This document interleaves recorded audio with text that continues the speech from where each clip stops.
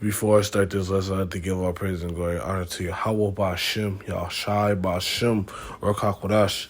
Double honor to the Apostle Elder Graham Millstone, Real Will and Teach Well. Shalom out to the 144,000 men that's put you can believe in this word in all true sincerity and sacrificing their lives and wills to do so. Shalom to the men, women, and children that's tuning in and listening. And shalom to the Israelite foreigners scattered abroad on all four corners of the earth. Shalom yet again. In this video will be entitled, let me say this too as well. The Heavenly Father name is Yahweh. His only begotten Son name is Yahweh Shai. And this video right here will be entitled The Day Approaches. The day approaches of where the Lord will return, ultimately judge the nations.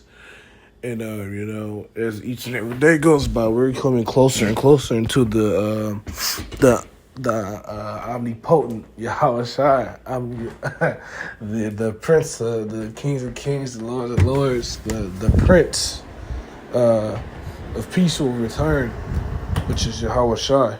And ultimately, this is something the elect are longing for. But how much more so the whole earth? Because ultimately, when Yahweh Shai is going to bring bring peace by the way of war. And that way of war is going to set things in order. So I'm going to start off in Zephaniah chapter 14 and verse 1. So let me get there first. This is Zephaniah chapter 1 and verse 14. This is Zephaniah chapter 1 and verse 14. The great day of the Lord is near. It is near and hasten greatly. Even the voice of the day of the Lord, the mighty men shall cry bitterly. For verse 15, for that day is wrath, a day of terrible and distress, a day of wasteness and desolation, a day of darkness and gloominess. And a day of darkness and gloominess, a day of clouds and thick darkness. And ultimately, when the Lord returns, He's going to set in order the nations. He's going to fulfill Daniel 7. He's going to fulfill Isaiah 14 and numerous other scriptures of where Israel is going to be put on top, and Mount Zion shall reign again. We only have 40 years of peace, and all these other nations have been having their fair share. So, according to that, the Lord's going to come back and set the earth in a righteous position, in a righteous authority, beginning with Yahweh Shai, King David, and so on and so forth. I'm going to get Isaiah chapter 40. I forgot, is it 47? Let me see.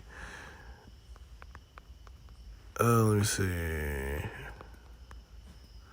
No, yep, it gotta be Isaiah 47. This is Isaiah chapter 47 and verse 3. Thy nakedness shall be uncovered, the shame shall be seen. I will take vengeance. I will not meet thee as a man. As for our Redeemer, the Lord Yahweh Shai, Yahweh Ba'Shem Shai of hosts is his name, the Holy One of Israel. And ultimately, Yahweh Shai is going to come back, and he won't meet thee as a man. He will meet thee as a powerful force. He will meet thee as coming in his glory.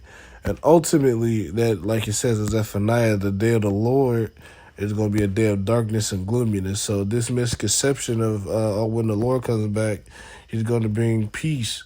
That's the peace part isn't a misconception. The way the world thinks it is, Yahweh Shai or so-called Jesus is going to come back and just hug everybody and end wars. The way he's going to end wars is by starting a war, which should be ended by the nation of Israel being on top and fulfilling Isaiah 14 and many other scriptures.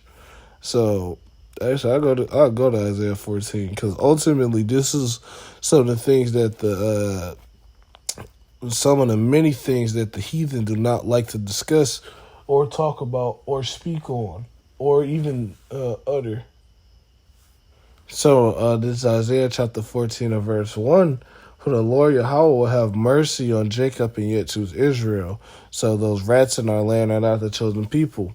They've and also a cut to IUIC talking about the woman at the well was Israelite, which they wasn't.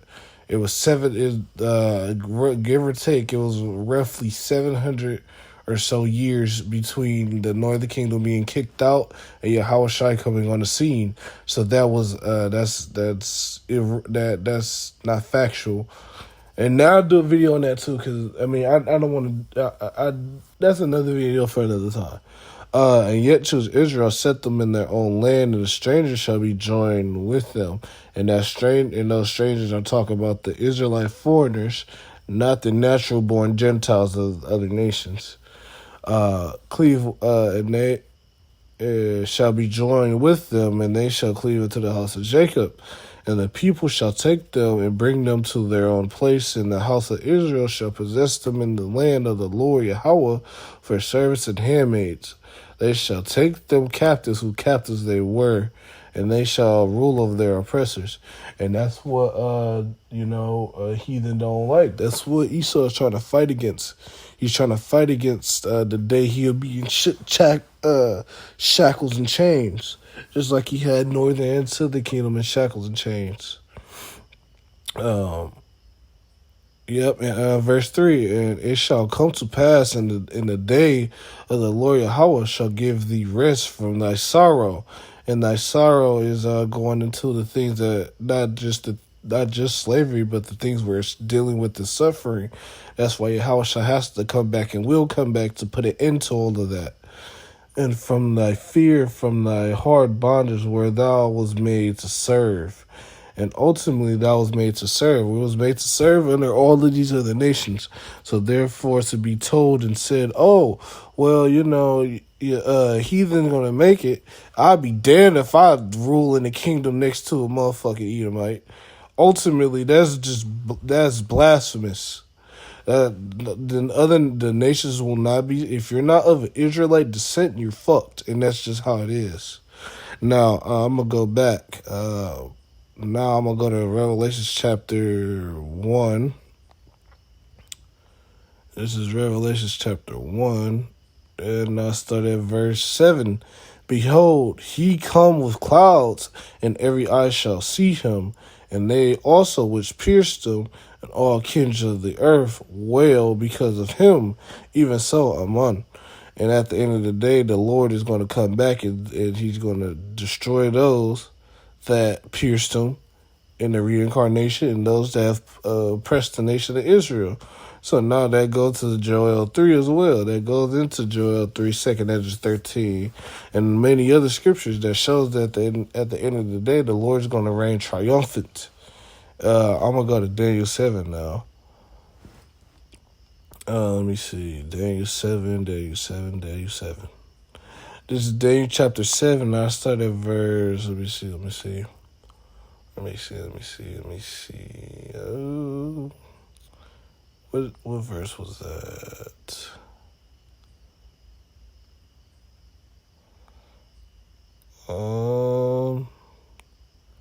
This is Daniel chapter 7 verse 14. And there was given him dominion and glory in a kingdom that all people, nations, and tongues shall serve him. His dominion is an everlasting dominion which shall not pass away. His kingdom shall not be destroyed.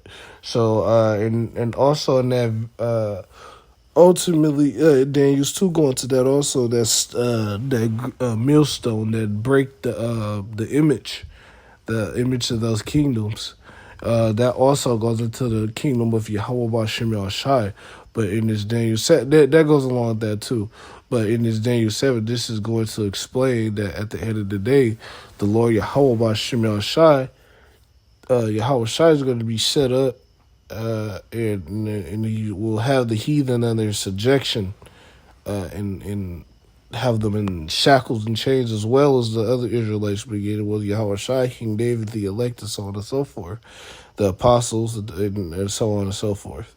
So their common misconception is an earthly, not earthly, a heathen misconception, because they ultimately don't like to hear that they're going to go in slavery.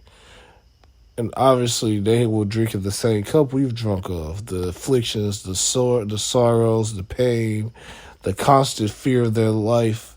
At every fucking turn, they will know what that feels like. Let me see. It was something specifically I wanted out of this Joel. Let me see. Um, let me see. Let's see. Ultimately, the Lord will destroy our enemies, and He will destroy them by putting. There's ways they're gonna go out. Now they're gonna go out to famines, pestilence, race wars, riots, those things as well. But the great destruction will take place. The ICBM's gonna come over here and fuck shit up, according to Isaiah 13 and many other scriptures. And also, they will ultimately the ICBMs will clean up all of this.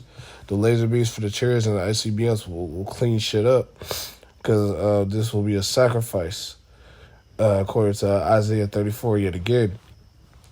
But in 2nd Ezra 13, now you have the war, the Yahweh Shaphat in the Middle East, the Fertile Crescent, which when that takes place, Yahweh Shai is going to destroy, should provide another example of why you don't fuck with the Lord's people, the Lord's chosen men, so on and so forth, the Yahweh Shai. This is Joel chapter 3, and I'll just start at I'll just go in verse 2. I will gather all nations. Actually, I'll start at verse 1. For behold, in those days and that time, I shall bring again the captivity in Jerusalem, the captivity of Judah, Jerusalem, that's how you know ancient Egypt and Egypt. This is the new Egypt, because Israel as a whole, northern and southern kingdom, were oppressed in Egypt and this new one.